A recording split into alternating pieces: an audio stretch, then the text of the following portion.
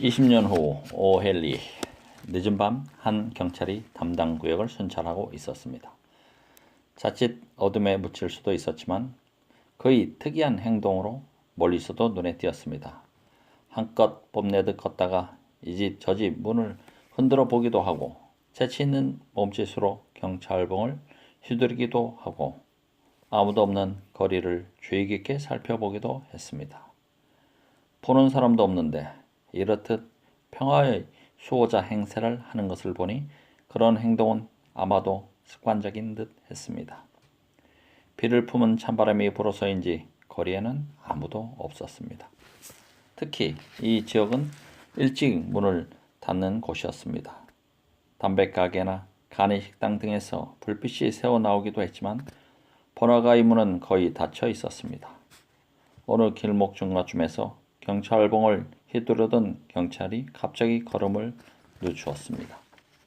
한 사나이가 철물점 입구에 기대서 있었기 때문이었습니다. 사나이는 시간을 물고 있다가 경찰을 보고 당황한 듯 얼른 말했습니다. 저는 지금 친구를 기다리는 중입니다. 20년 전에 여기서 만나기로 했거든요. 이상하게 들릴지 모르겠지만 사실입니다. 20년 전에 이 철물점이 있던 곳에 빅조 브레디라는 식당이 있었습니다. 6년 전까지도 있었죠. 경찰은 의심을 풀지 않은 채 말했습니다. 빅조 브레디는 6년 전에 헐렸습니다. 사나이는 성냥을 꺼내 시가에 불을 붙였습니다. 그 불빛에 날카로운 눈매와 모가 난 턱이 드러났습니다. 오른쪽 눈썹에 난 작은 흉터도 보였습니다. 넥타이는 큰 다이아몬드가 박힌 핀이 꽂혀 있었습니다. 20년 전 오늘 밤에 지미 웰스라는 친구와 빅조 블레디에서 저녁을 먹었습니다. 지미 웰스는 저희 둘도 없는 친구였습니다. 우리는 마치 친형제처럼 자랐지요. 그때 저는 18살이었고 지미는 20살이었습니다. 저녁을 먹은 뒤 저는 돈을 벌기 위해 서부로 떠났습니다. 지미가 절대 뉴욕을 떠나려고 하지 않았기 때문에 저 혼자 떠난 것입니다. 그 친구는 뉴욕만 사람 사는 곳인 줄 알고 있었으니까요. 헤어지면서 우리는 20년 후에 여기서 다시 만나자고 약속했습니다. 아무리 곤란한 상황이라고 해도 또 아무리 먼 곳에 산다고 해도 꼭 오기로 약속했습니다. 20년 후면 생활도 안정되고 돈도 벌었으리라고 생각한 거죠. 재밌는 얘기군요. 경찰이 고개를 끄덕였습니다. 그런데 20년이면 너무 긴 시간이 아닙니까? 혹시 떠난 후에 소식은 들었습니까? 오랫동안 편지를 주고받았지요. 그런데 1, 2년 전부터 소식이 끊어졌어요. 아시다시피 서부는 큰 지역이 아닙니까? 게다가 제가 몹시 바빴죠. 하지만 전 믿습니다. 지미는 이 세상에서 가장 진실하고 믿어온 친구니까 살아있다면 반드시 이곳에 오리라고요. 그 친구와 나온다면 1,000마리나 달려온 보람이 있을 겁니다. 사나이는 주머니에서 회중시계를 꺼냈습니다. 10시 3분 전이군요. 그가 시계를 보고 말했습니다. 우리가 빅조 브레디에서 헤어진 게 꼭 10시였답니다. 그런데 서부에서는 재미 좀 봤습니까? 봤다 뿐이겠습니까? 지미가 제 반만이라도 성공했으면 좋겠습니다. 그 친구는 사람만 좋았지 판에 박힌 생활을 하니까요. 특히 뉴욕이라는 곳은 모험이 없지 않습니까? 하지만 저는 서부에서 날고 뛰는 사람들과 경쟁했답니다. 서부는 워낙 모험이 많은 곳이 아닙니까? 그렇군요. 그럼 전 이만 가보겠습니다. 친구분이 꼭 왔으면 좋겠습니다. 그런데 정각 10시까지만 기다리실 겁니까? 경찰봉을 휘두르며 물었습니다. 적어도 30분은 더 기다려야죠. 지미가 이 세상에 살아있으면 반드시 올 겁니다. 그럼 안녕히 가십시오. 사나이와 헤어진 후 경찰은 다시 순찰을 시작했습니다. 여전히 뽐내는 걸음걸이로 이 집 저 집 문을 흔들어 보기도 하고 아무도 없는 거리를 주의 깊게 살펴보기도 했습니다. 가랑비가 바람에 흩어지듯 날리며 내렸습니다. 건너편 인도에서 몇몇 사람이 주머니에 손을 찌른 채 종종 걸음을 쳤습니다. 약속을 지키기 위해 1,000마일이나 달려온 사나이는 여전히 철물점 앞에 서 있었습니다. 10시 29분이 막 지날 때였습니다. 길 건너편에서 꼬투깃을 세운 사람이 서둘러 건너왔습니다. 키가 아주 큰 사람이었습니다. 그는 곧 바로 사나이에게 왔습니다. 밥인가? 그럼 자넨 지미 웰스? 사나이가 크게 외쳤습니다. 정말 밥이로군. 키 큰 사람이 사나이 손을 잡았습니다. 틀림없이 밥이야. 자네가 살아있다면 반드시 만날 줄 알았네. 참으로 긴 세월이었네. 여기 있던 식당도 없어지지 않았나. 그대로 남아 있었다면 다시 저녁 식사를 할 수 있을 텐데. 그래. 소배에서는 어떻게 지냈나. 성공했다고 할 수 있지. 내가 바라는 건 뭐든지 다 가질 수 있게 됐으니 말이야. 그런데 자네 참 많이 변했네. 내가 생각했던 것보다 2, 3인치는 더 큰 것 같아. 20살이 넘어 좀 더 컸지. 그래, 자네 어떻게 지냈나? 난 시청에서 근무하고 있네. 참, 여기서 이럴 게 아니라 우리 다른 곳으로 가세. 내가 잘 아는 곳이 있네. 가서 우리 지난 이야기나 나누세. 두 사람은 팔짱을 끼고 나란히 걷기 시작했습니다. 걸어가면서 서부에서 온 사나이는 자신의 성공담을 이야기했습니다. 키 큰 친구는 20년 만에 만난 친구의 이야기를 흥미롭게 들었습니다. 모퉁이를 돌아가자 약국이 있었습니다. 그때까지 약국은 문을 닫지 않아 불빛에 밖에까지 환하게 비쳤습니다. 그 불빛 속에서 두 사람이 비로소 몸을 돌려 얼굴을 보았습니다. 순간 서부에서 온 사나이 얼굴이 굳어지며 끼고 있던 팔짱을 풀었습니다. 자넨 지미 웰스가 아니야. 사나이 외침에 키 큰 사람이 한 성으로 물러섰습니다. 20년 전이 아무리 길다 해도 매부리 코를 납작 코로 만들 수는 없어. 그러나 착한 사람을 악한 사람으로 만들 수는 있죠. 키 큰 사람이 말했습니다. 밥. 당신은 10분 전에 체포되었어. 시카고 당국은 당신이 우리 구역으로 도망쳤으니 체포하면 면담을 할 수 있게 해달라는 전문을 보내왔어. 자, 이제 그만 갑시다. 조용히 가는 게 좋을 거요. 참 당신에게 전해달라는 쪽지가 있어. 창가에서 읽어보도록 하시오. 웰스 경찰이 보내는 것이오. 사내는 쪽지를 펴보았습니다. 쪽지를 읽는 동안 그의 손이 파르르 떨렸습니다. 내용은 간단했습니다. 밥, 나는 10시 정각에 약속 장소에 갔었네. 그런데 자네가 시가에 불을 붙이려고 성냥을 긋는 순간 자네가 바로 시카고 당국이 수배한 사람이란 걸 알았네. 하지만 차마 내 손으로 자네를 체포할 수가 없어서 다른 형사에게 부탁을 했네. 지미. 지인에 대해서 오헬리. 본명 윌리엄 시드니 포터로 1862년에 미국 노스캐롤라이나주 그린즈 버러에서 태어났으며 1910년에 세상을 떠났습니다. 부모님이 모두 일찍 돌아가셔서 어려서부터 카우보이, 점원, 직공 등 여러 가지 일을 했습니다. 그러다 근무하던 은행에서 은행 돈을 횡령한 혐의로 3년간 감옥살이를 했는데 이때부터 오웰리라는 필명으로 단편 소설을 쓰기 시작했습니다. 오웰리의 작품의 특징은 서민들의 고달픈 생활을 유머와 애수를 담아 감동적으로 그렸다는 것입니다.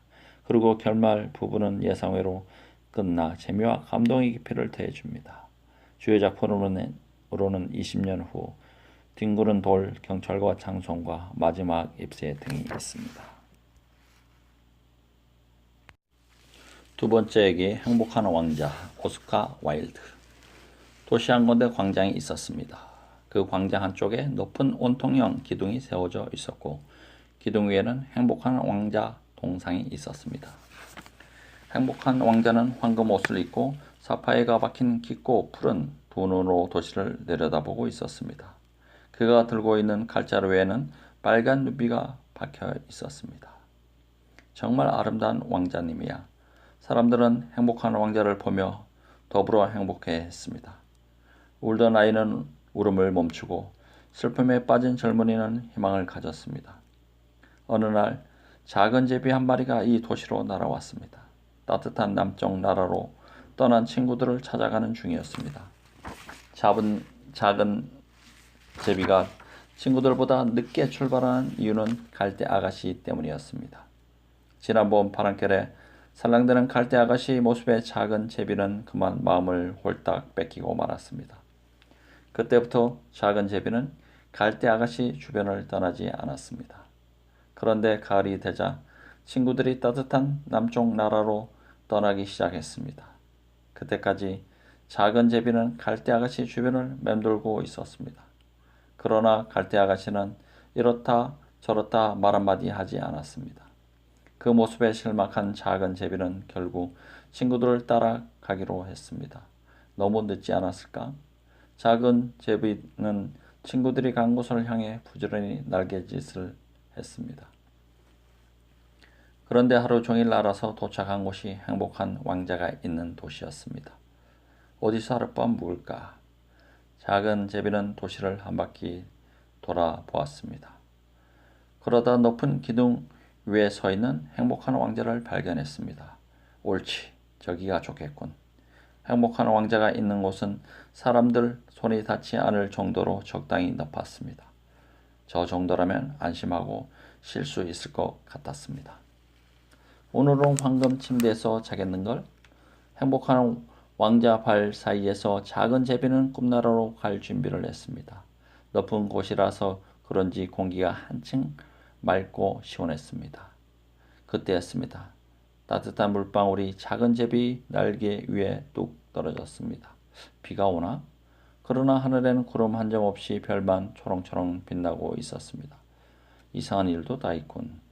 사르르 눈을 감는데 다시 물방울이 똑 떨어졌습니다. 안 되겠다. 다른 곳으로 가야지. 비를 맞으면서 잘 수는 없지. 작은 제비는 접었던 날개를 폈습니다. 그때 세 번째 물방울이 똑 떨어졌습니다. 작은 제비는 고개를 들어 위를 올려다보았습니다. 순간 두 눈에 눈물을 가득 담고 있는 행복한 왕자가 눈에 들어왔습니다. 왕자의 눈물이 황금빛 볼을 타고 주르륵 흘러내렸습니다. 당신은 누군가요? 작은 제비가 물었습니다. 난 행복한 왕자란다. 그런데 왜 울고 있나요? 당신 눈물에 제 몸이 흠뻑 젖었잖아요. 살아있을 땐 나는 궁궐에서 살았단다. 꽃과 나무로 둘러싸인 아름다운 곳이었지. 그곳에서 낮에는 친구들과 뛰어놀고 밤에는 파티를 열어 춤을 추었단다. 눈물이라고는 아예 모르는 생활이었지. 그런 나를 보고 사람들은 행복한 왕자라고 불렀단다. 그러곤 내가 죽자 동상으로 만들어 여기에 세워 놓았단다. 이곳에서 나는 처음으로 불쌍한 사람들을 보게 된 거야. 그래서 눈물을 흘리고 있는 거란다. 행복한 왕자의 눈에서 다시 눈물이 똑 떨어졌습니다. 저 좁은 골목 안에 낡은 집이 있단다. 그 집 창문이 열려 있어서 안을 들여다보니 한 부인이 탁자 옆에 앉아 있었어. 야인 얼굴에 손은 온통 상처투성이었지.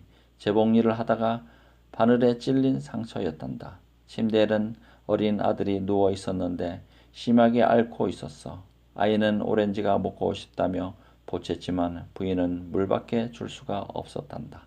작은 제비야, 내가 내 칼자루에 박혀있는 루비를 뽑아다 부인에게 갖다 줄 수 없겠니? 나는 발이 붙어 있어서 꼼짝할 수가 없어서 그래. 행복한 왕자가 부탁했습니다. 전 친구들을 따라 남쪽 나라로 가야 해요. 친구들은 벌써 연꽃 마을에 도착해 연꽃들과 재밌는 이야기를 나누고 있을 거예요. 작은 제비야, 하루만 내 곁에서 심부름을 해줘. 더 이상 저 아이가 괴로워하는 모습을 볼 수가 없어. 부인이 가슴 아파하는 모습도 그렇고. 그럼 이번 딱 한 번만 심부름을 해드릴게요. 작은 제비는 부리로 갈줄에서 누비를 뽑았습니다.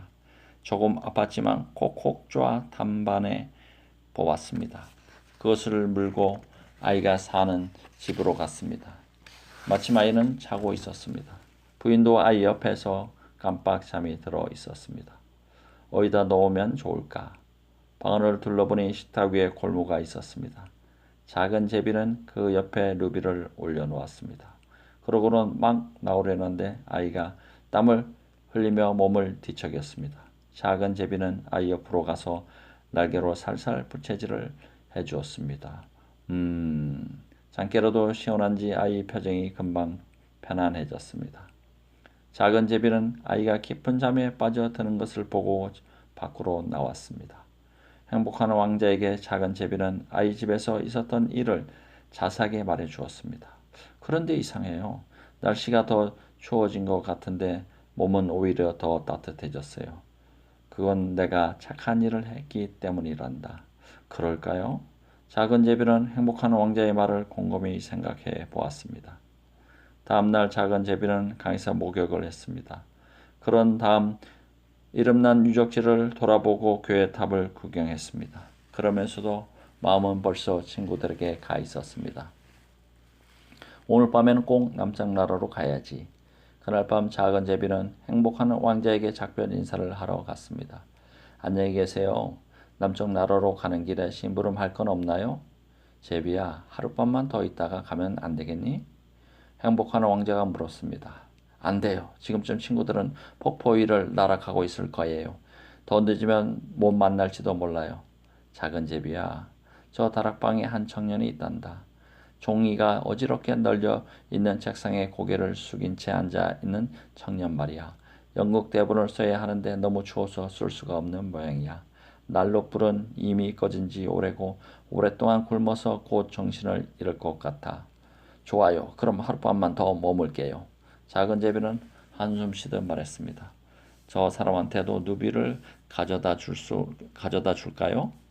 아니, 이제 누비는 없단다. 대신 눈에 박혀있는 사파이어를 하나 빼다 주렴. 이건 1000년 전에 인도에서 들여온 아주 귀한 거란다. 이걸 청년에게 갖다 주면 보석상에 팔아서 먹을 것과 석탄을 살 거야. 눈을 빼라고요? 전 그런 짓 못해요. 작은 제비가 소리쳤습니다. 난 괜찮아. 하지만 청년을 저대로 놔두면 영영 대본을 쓰지 못할 수도 있어.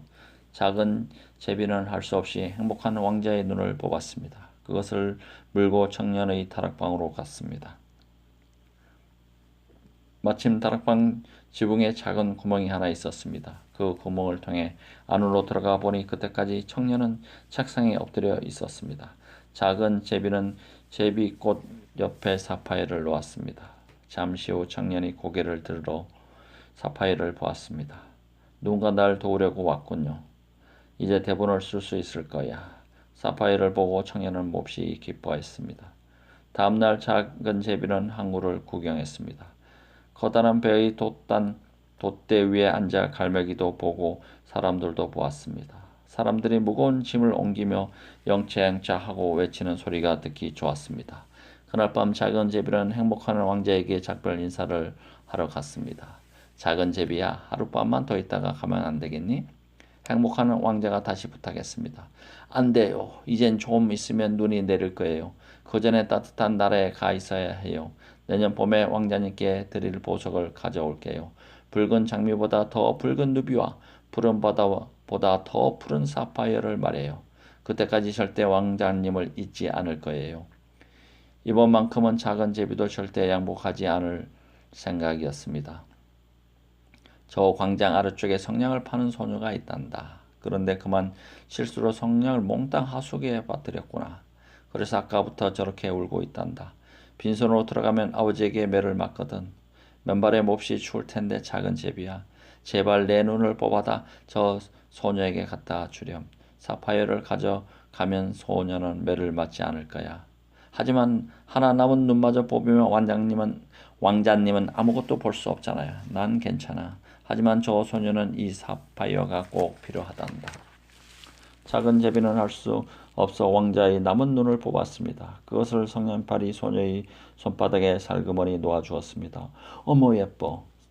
사파이어를 보고 소녀는 울음을 그쳤습니다. 그러곤 곧바로 집으로 달려갔습니다. 이제 왕자님은 앞을 볼 수 없게 되었군요. 하지만 걱정 마세요. 제가 왕자님 곁에 지켜드릴게요. 안 돼. 넌 남장 나라로 가야 해. 아니에요. 앞도 못 보는 왕자님을 두고 갈 순 없어요. 그날부터 작은 제비는 하루 종일 왕자 곁을 지켰습니다. 노래도 불러주고 여행을 다니며 본 신기한 것들도 얘기해 주었습니다. 모래바람이 휘날리는 사막 이야기에서부터 5가지 맛이 나는 신기한 열매 열리는 나무 얘기도 해 주었습니다.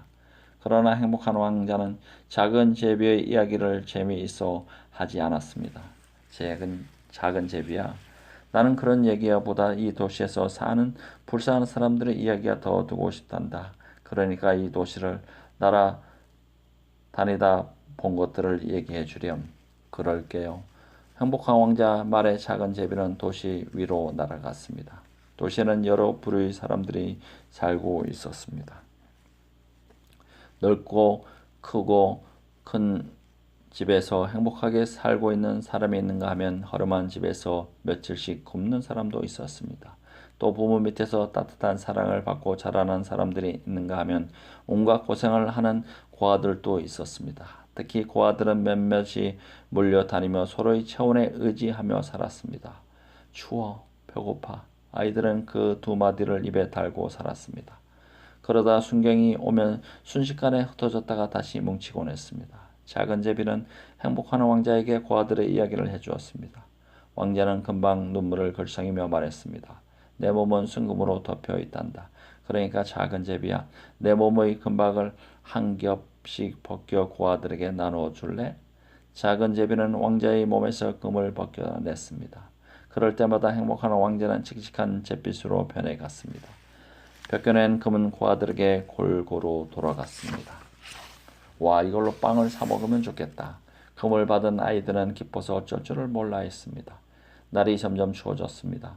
세상은 온통 하얀색으로 바뀌고 강물은 꽁꽁 얼어붙었습니다. 그때까지 작은 제비는 행복한 왕자 곁에 있었습니다. 배가 고프면 빵가게 앞에 떨어진 빵 부스러기를 주워 먹고 추우면 날개를 바닥거려 열을 냈습니다.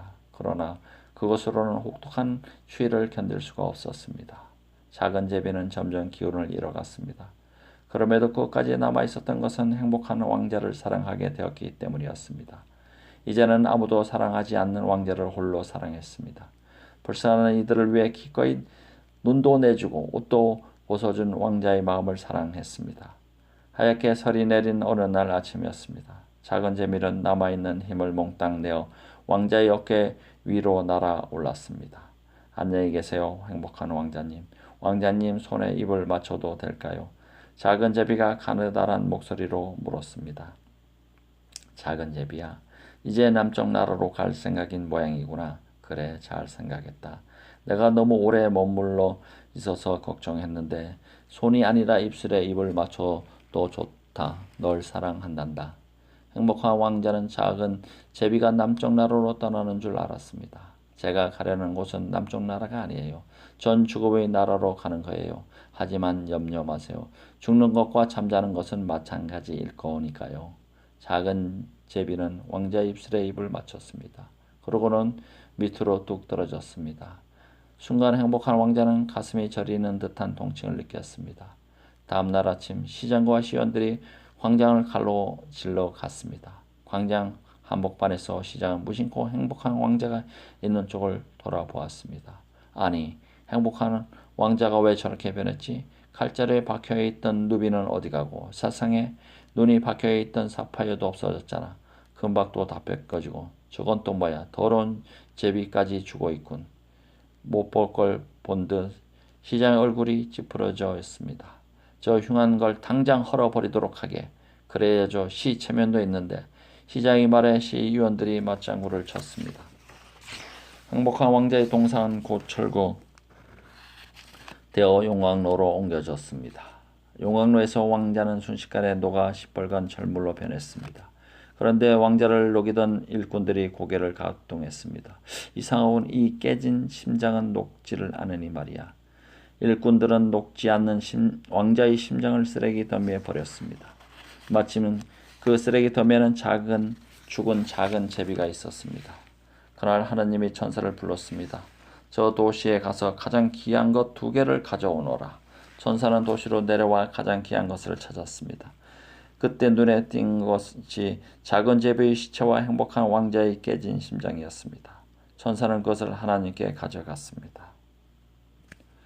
아주 잘 가져왔구나. 이제부터 작은 제비는 하늘나라에서 노래를 부를 것이며 행복하는 왕자는 나와 함께 이곳에서 영원히 살 것이니라. 지은이에 대해서 오스카 와일드 1854년에 아일랜드의 더블린에서 태어났으며 1900년에 세상을 떠났습니다. 대학에서 인문학을 공부했으며 학업 성적이 매우 우수의 장학금을 받을 정도였습니다. 오스카 와일드는 동화보다 희곡 작가로 더 유명했는데 행복한 왕자는 특별히 자신의 자녀들을 위해 썼다고 합니다. 이 작품의 특징은 부드러운 필체로서 사회를 풍자하는 데 있습니다. 주요 작품은 동화집 성류의 집, 동화집으로 성류나무의 집, 단편소설 아서 세빌 경의 범죄, 장편소설 도리언 그레이의 초상 등이 있습니다. 대단히 감사합니다.